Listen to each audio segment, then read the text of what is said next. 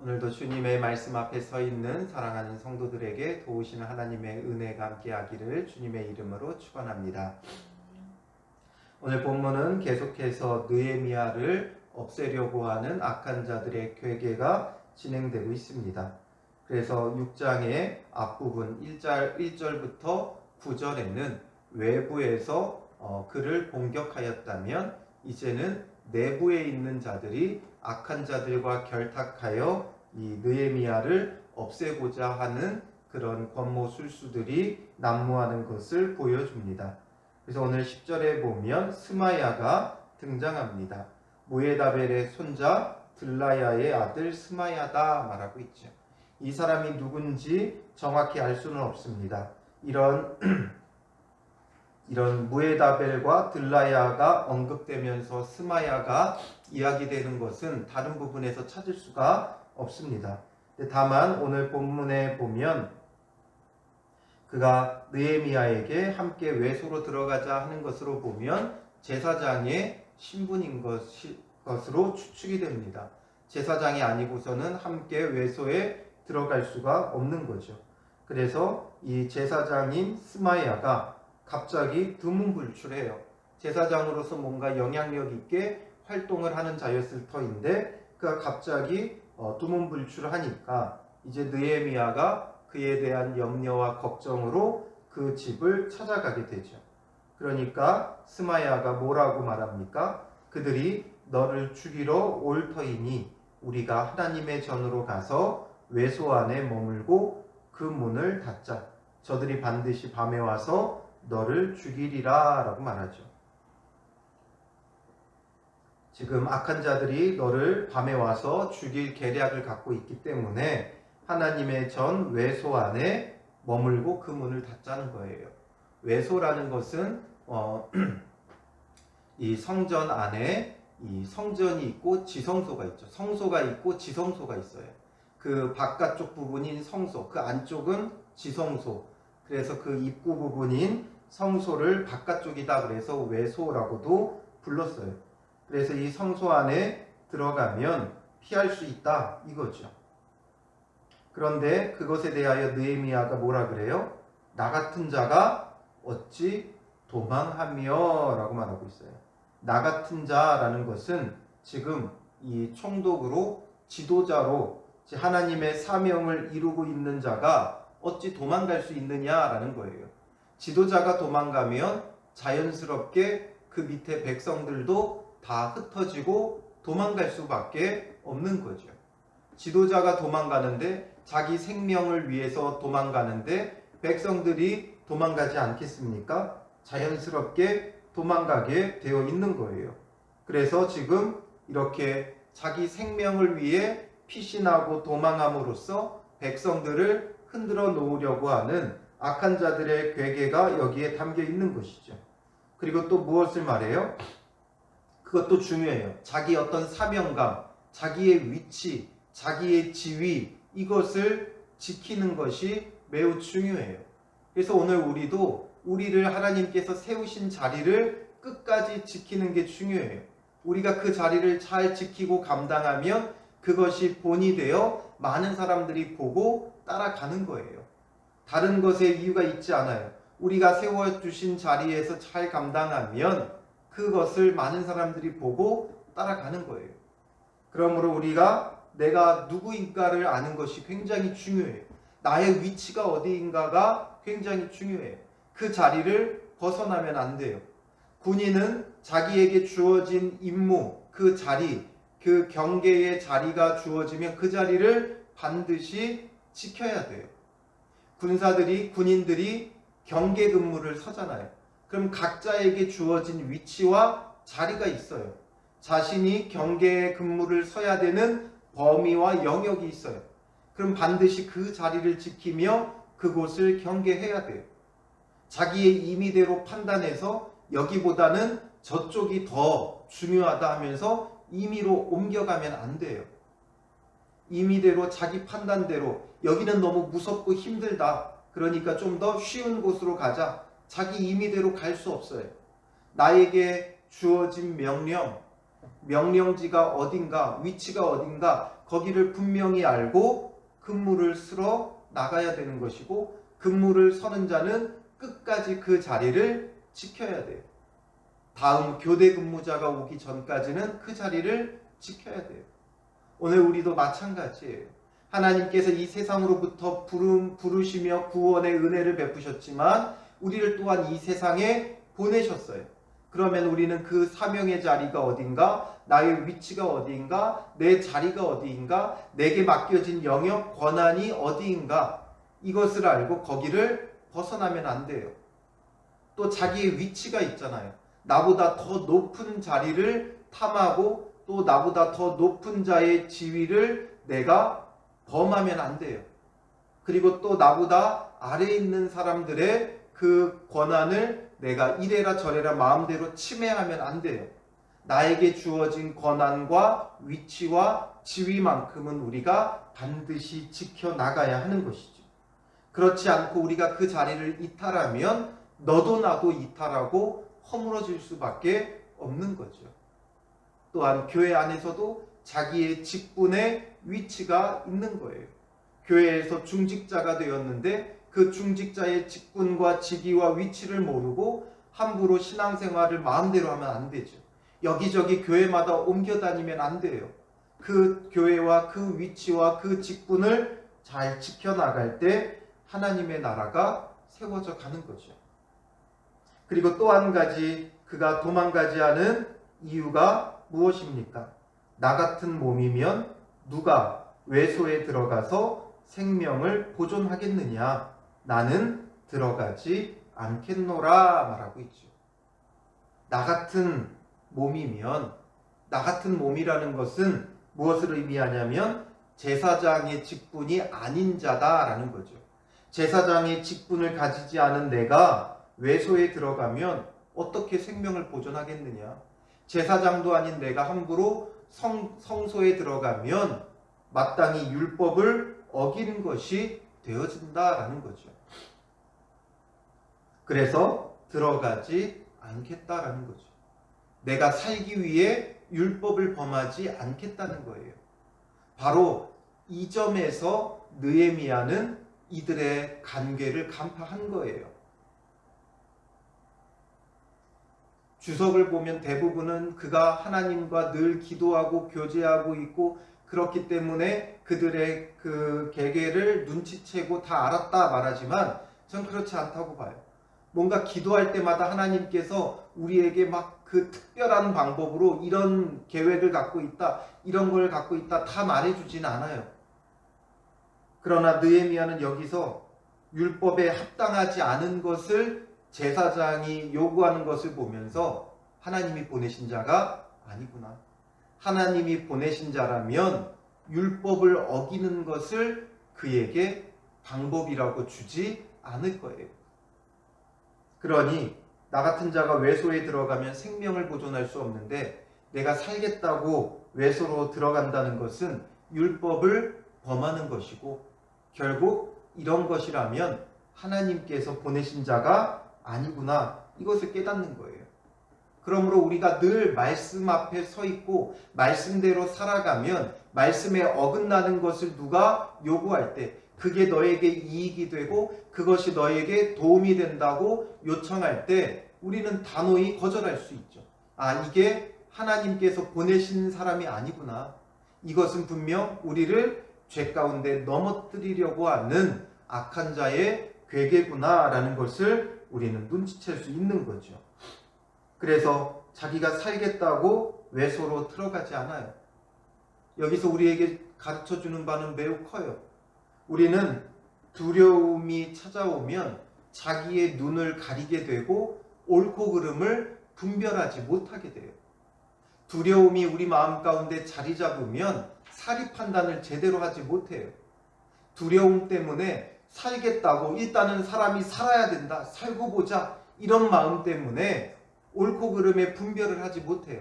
말씀의 기준을 따라 바르게 행하지 못해요. 일단은 살고 보자는 거죠. 죽게 되었는데 일단은 살고 봐야 되지 않느냐, 이런 생각 속에 우리 안에 분명한 말씀의 기준이 허물어지게 되는 거예요. 그러나 느헤미야는 그 두려움이 찾아왔지만 그 두려움으로 자기의 눈을 가리지 않고 일단 살고 보자는 마음이 아니라 하나님 앞에 합당하게 살아가겠다라는 거예요. 하나님이 주신 사명대로 내가 어떻게 이 지도자의 위치에서 도망갈 수 있느냐? 또 하나님의 말씀에 율법의 기준에 합당하게 내가 어찌 율법을 범하고 외소로 들어가겠느냐? 그래서 그는 끝까지 자기 자리를 지키는 거죠. 그러니까 12절에 깨달은즉이라고 나오죠. 깨달은즉. 말씀의 기준 앞에 서 있으니까 깨닫게 되는 거예요. 아, 이거 분명히 옳지 못하는 것을 나를 돕겠다고 말하는 걸 보니 이건 나를 넘어뜨리려고 하는 거구나 깨달은 거예요. 그래서 12절에 보면 그는 하나님께서 보내신 바가 아니라 도비야와 산발랏에게 뇌물을 받고 내게 이런 예언을 함이라 라고 말하고 있죠. 이 악한 자 도비야와 산발랏이 그에게 뇌물을 주고 이렇게 느헤미야를 넘어뜨리고 없애고자 한 그런 괴계인 것들을 알게 되는 거예요. 그래서 우리가 중요한 건 두려움에 무너지면 안 돼요. 악한 자들을 두려워하지 말고 우리는 하나님을 기억해야 돼요. 늘 하나님을 바라보고 하나님을 기억하면 하나님의 그 뜻을 따라서 우리가 움직이고 그러면 그 뜻을 따라서 우리는 악한 자의 괴계도 얼마든지 발견할 수 있죠. 우리를 죄 가운데 넘어뜨리려고 하는 산발랏과 도비야 뒤에 있는 사탄의 괴계가 보이게 되어지는 거예요. 그들이 왜 뇌물을 줬어요? 13절에 보면 나를 두렵게 하고 이렇게 함으로 범죄하게 하고 악한 말을 지어 나를 비방하려 함이라 라고 말하고 있죠. 바로 그들이 죽이려고 한다라는 것으로 두렵게 하려고 하는 것이고 그래서 그 두려움 때문에 눈이 어두워져 성소 안으로 들어가 피신하면서 범죄하게 하고 또 이 일들을 이제 사람들에게 막 소문을 내서 사람들이 그를 율법을 범한 자로 지도자로 합당하지 않다고 비방하게 하려고 하는 그들의 괴계가 그 뒤에 숨어 있었다는 것을 느헤미야는 보게 되는 거죠. 그러므로 오늘 우리에게도 이런 분별력이 필요해요. 우리가 바르게 주님의 말씀의 기준을 가지고 있으면 분별이 되는 거죠. 이것은 옳구나. 이거는 옳지 못하구나. 그래서 느헤미야는 또다시 이 위기를 넘어가게 되어지는 것이죠. 그리고 느헤미야는 뭐라고 기도해요? 내 하나님이여 도비야와 산발랏과 여선지 노아디아와 그 남은 선지자들 곧 나를 두렵게 하고자 한 자들의 소행을 기억하옵소서라고 기도하죠. 이 악한 자들의 소행을 주님 기억하여 주시옵소서. 그러니까 이 스마야뿐만 아니라 이후에 도비야와 산발랏이 여선지 노아디아와 또 남은 선지자들을 또 매수해서 계속해서 거짓 예언을 하게 하고 그 거짓 예언으로 이 느헤미야를 두렵게 하려고 했던 거예요. 그러나 느헤미야는 그 두려움에 빠지지 않았고 물론 그의 마음에도 늘 두려움이 찾아와요. 그러니까 그가 그때마다 항상 기도하고 있죠. 지금 이 느헤미야를 보면 느헤미야는 사건을 간략하게 소개하고 뒤에 한 줄의 기도가 계속 붙어 있어요. 그러니까 그 한 줄의 기도가 붙어 있다는 건 무엇이냐면 그도 그런 일들 때문에 염려가 됐고 걱정이 됐고 두려움이 왔다는 거예요. 그러나 거기에 넘어지거나 빠져서 허우적거리는 게 아니라 그때마다 그 두려움들을 기도로 이겨나가는 것을 우리에게 보여주고 있는 거죠. 그러니 이런 일들을 경험할 때마다 그는 왜 두렵지 않겠어요? 그도 염려가 되고 걱정이 되고 두려움이 찾아오지만 그때마다 이렇게 하나님 앞에 기도하며 하나님 앞에 모든 것을 맡기고 하나님의 도우심을 구하며 이겨나가는 거죠. 그러니 이 느헤미야는 말씀과 기도로 항상 무장되어 있는 사람이었음을 우리가 보게 되는 거죠. 그렇게 기도하며 나아가니까 하나님께서 그 기도대로 그 모든 것을 갚아주시는 거예요. 그래서 이들의 소행을 기억하게 해달라. 그러니 자기를 두렵게 했지만 오히려 이들이 두려움을 당하는 거예요. 그래서 15절에 보면 성벽 역사가 52일 만인 엘루월 25일에 끝나매. 이들이 이렇게 집요하게 방해했음에도 불구하고 느헤미야는 성벽 재건을 52일 만에 마치게 되어져요. 정말 놀라운 일이죠. 한 손에는 이를, 한 손에는 병기를 들고 이렇게 성벽을 재건했지만 52일이라는 짧은 시간 내에 완수가 되어지는 것이죠. 척척 성벽이 연결되고 지어지고 세워지고 이 바벨론에 의해 완전히 파괴되었던 성벽이 52일 만에 세워지게 되죠. 그러니까 16절에 보면 우리의 모든 대적과 주위에 있는 이방 족속들이 이를 듣고 다 두려워하여 크게 낙담하였으니, 나를 두렵게 하는 이들을 기억하게 하옵소서 기도했더니 오히려 이들이 이제는 낙담하고 두려워하게 되어지는 거예요. 하나님께서 그대로 갚아주시는 거죠. 느헤미야가 자기 힘으로 이들을 멸하고 싸우려고 했다면 52일 만에 성벽을 재건할 수도 없죠. 전쟁 치르고 또 성벽 재건하고, 전쟁 치르고 성벽 재건하고, 그들과 맞잡고 싸웠다면, 계속해서 전쟁을 치르며 성벽을 재건했다면 다 이루지 못했을 거예요. 그러면 지친 이 백성들의 원망과 원성이 높아졌을 것이고, 성벽 재건도 안 되고 계속해서 싸움 속에 휘몰아쳤을 거예요. 그러나 자기가 대적하지 않고 늘 하나님께 부탁하고 하나님께 맡기고 나는 내 사명 이루는 거예요. 악한 자들과 대적하고 싸우고 자존심 상한다고 싸우고, 또 나보다 보잘것없는데 나를 대적한다고 그들과 싸우고, 이러면 소모적인 시간밖에 보낼 수 없어요. 그런 모든 것들은 주님께 맡기는 거예요. 주님 맡아주십시오. 주님께서 해결해 주십시오. 그리고 저는 제게 주어진 이 사명, 주님께서 나를 보내신 그 뜻을 이루겠습니다. 나에게 힘 주시고 지혜 주시고 담대함을 주셔서 나는 내게 맡겨진 그 사명 감당하게 하옵소서 하면, 나는 하나님의 능력으로 내 사명을 감당하고, 또 하나님은 나의 대적들이 내게 행한 대로 그대로 갚아주시는 거예요. 그러니까 느헤미야를 두렵게 했던 대적과 주위의 이방 족속들이 오히려 이제는 두려워하고 크게 낙담하는 거죠. 이것이 느헤미야가 우리가 이제 강한 성읍을 지었기 때문에 저들이 두려워했다, 이게 아니죠. 뭐라고 고백해요? 그들이 우리 하나님께서 이 역사를 이루신 줄을 알미니라. 이 모든 일은 하나님께서 행하신 줄 알았다는 거예요.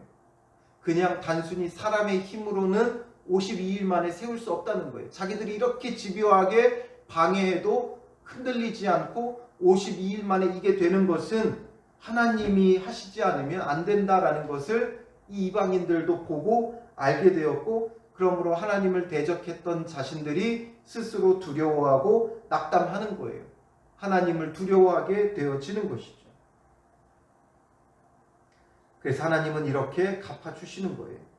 그리고 또한 이어서 17절부터 19절은 또 다른 그 내부의 적들을 언급하고 있어요. 17절에 보면 또한 그때에라고 말하고 있죠. 그때에라는 것은 그들이 크게 낙담하고 두려워한 그때를 말하는 게 아니라 그런 날들에 이렇게 직역하면 번역이 돼요. 그러니까 공사 기간 중에 이 스마야만 대표적으로 이야기했을 뿐이지 얼마나 많은 내부의 반역자들이 있었는지를 언급해 주는 거예요. 유다 귀족들이 여러 번 도비야에게 편지하였고, 도비야도 도비아의 편지도 그들에게 이르렀으니 이 유다 귀족들이 도비아와 내통하고 있었다는 거죠. 단순히 편지만 주고받고 내통한 게 아니라 18절에 보면 도비아는 아라의 아들 스가냐의 사위가 되었고 유다 귀족들과 통혼을 하고 있었던 거예요. 도비아의 아들 여호하난도 베레가의 아들 무술람의 딸을 아내로 맞이하였으므로 유다에서 그와 동맹한 자가 많음이라. 이렇게 성벽이 재건되어져 가는 과정 중에도 악한 자들과 이렇게 동맹을 맺고 내통하는 유다의 귀족들이 많이 있었다라는 거죠. 귀족들이라는 것은 그 지도 계층을 말하죠. 근데 지도층에 있는 사람들이 이렇게 내통을 많이 하고 있었어요. 왜냐? 이들은 지금 환세를 보는 거예요. 보면서 아무리 봐도 지금 이방 여러 나라들이 연합해서 대적하고 있으니까 자기들이 질 수밖에 없다고 생각을 한 거예요. 그러니까 미리 내통하고 이제 우리가 패배하고 성벽 재건이 무너지면 저 이방인들의 압제를 당할 터인데 우리는 저들의 그 보호 아래서 우리가 이 지역의 실세가 돼보겠다라는 그런 악한 마음이 그 가운데 놓여 있는 거죠. 이 기회주의자들이에요. 앞서서 에스라는 이방인과 통혼한 자들의 그 죄악상을 알고 그 아내들을 다 내보내게끔 하고 영적인 각성을 이루었죠. 그런데 또다시 기회만 되면 사람들은 이런 일을 한다는 거예요. 그래서 이 유다의 귀족들은 하나님의 말씀의 기준이 아니라 자기들의 어떤 실리와 유익과 특권을 추구하면서 세상을 벗하며 이렇게 살아간다라는 거죠. 내통하면서 살아오는 거예요. 그래서 이들은 19절에 보면 도비아의 선행을 내 앞에 말하고 느헤미야에게 와서는 도비아가 오해하고 있다. 도비아 너무 좋은 사람이다. 옳은 사람이다. 거짓으로 칭찬을 하는 거죠. 그리고 내 말도 그에게 전하매. 그리고서 이제 느헤미야의 동태를 가서 알리는 거죠. 그리고 도비아가 내게 편지하여. 도비아가 계속해서 편지를 보냈다는 거예요. 느헤미야에게. 그 편지의 내용은 뭐예요? 앞선 1절부터 9절에 보았듯이 계속해서 여러 가지 거짓말들을 전하면서 너 반란을 일으키려고 하는 것이라는 소문이 난다. 이런 거짓 편지들을 계속 보냈다라는 거죠. 그러나 그들의 목적은 뭐예요? 두렵게 하고자 하는 거예요. 두려움 속에 스스로 허물어지게 만들려고 하는 거예요. 두려움은 스스로 허물어져요. 그러니까 계속 이렇게 하는 거죠. 그러나 그 가운데 느헤미야는 한 번도 빠져서 허우적거린 적 없고 스스로 무너진 적 없고 하나님 앞에 늘 이런 자들의 소행을 기억하여 달라고 기도했기에 바로 성벽이 재건되고 이들이 그것을 알고 두려워하여 크게 낙담하게 되는 거예요. 하나님이 갚아주시는 거죠.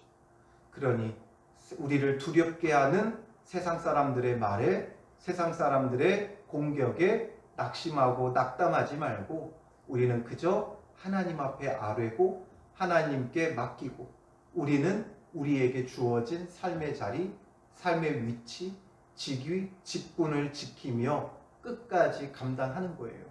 한 손에는 우리에게 맡겨진 사명의 일들을, 한 손에는 말씀의 검을, 성령의 검을 들고 저들을 경계하고 대적하고 우리는 우리에게 주어진 그 삶의 자리를 지켜 나갈 때 세상이 오히려 우리를 두려워하고 낙담하게 되는 것이죠. 왜냐? 우리와 함께 하시는 하나님을 알기 때문이에요. 그래서 우리가 하나님을 두려워하는 자들이 되게끔 만들어야 한다는 거죠. 근데 오늘날은 그렇지 못해요. 우리가 오히려 세상을 두려워하고 세상은 우리를 무시하고 멸시하고 있어요. 이때 지금 우리가 우리의 자리를, 우리의 위치를 어떻게 지키느냐가 매우 중요해요. 그래서 내게 주어진 그 삶의 자리, 내 사명의 자리, 주님의 그 소명을 가지고 나아가서 끝까지 지키며 끊임없이 말씀과 기도로 승리할 수 있는 오늘 하루가 되시기를 주님의 이름으로 축원합니다. 기도하겠습니다. 살아계신 아버지 하나님, 느헤미야가 성벽을 재건해 가면서 얼마나 많은 내 외적으로 공격을 당하는지를 보게 됩니다. 하나님, 그럼에도 불구하고 끝까지 말씀과 기도로 자기 자리를 지키며 그 사명을 완수할 때 악한 자들의 그 행태를 하나님께서 고스란히 그들에게 갚아주시는 것을 보게 됩니다. 오늘 하루를 살아가며 우리를 두렵게 하고 염려하게 하는 세상 사람들의 말과 저들의 악한 행태에 낙심하거나 넘어지지 말게 하시고, 우리는 이 모든 것을 주께 맡기며 기도하고 우리는 말씀을 붙잡고 삶 속에서 오늘도 진실하고 거룩하게 행하게 하여 주시옵소서.